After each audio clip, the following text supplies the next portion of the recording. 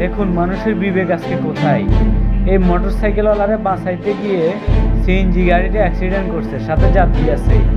আর এই মোটরসাইকেলে দুইটা লোক কিভাবে পালাই দিতেছে, অথচ এর উচিত ছিল যে এদেরকে উদ্ধার করাটা। এই যে দেখুন না, উদ্ধার না করে সে পালাই যাইতেছে। তাকে কি করা উচিত আপনারাই বলেন।